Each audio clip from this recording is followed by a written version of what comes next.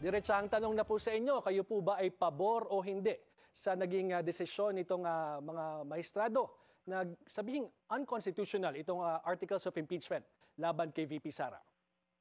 Well, may mga question kami dahil yung yung ruling nila na labag sa of what complaint. So, bago nag-umpisa yung yung 1-year ban, nakapasok na yung fourth complaint.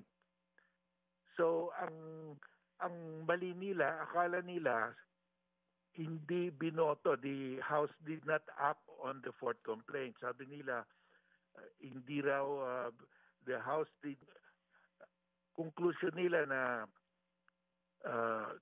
the fourth complaint cannot be considered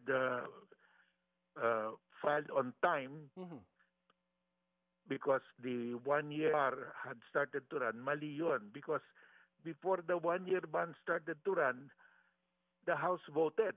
Naman ng Supreme Court na yung naunang tatlong impeachment complaint was initiated dahil hindi daw po inaktuhan ng liderato ng Kongreso.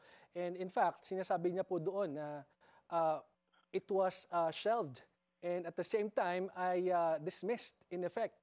Pero dapat daw po, pero it's opposite po nung definition na alam natin na kailangan na refer doon sa Committee on Justice. Ano po? Your thoughts, please. Ang cut-off date nila, sabi initiated, dismissed, terminated.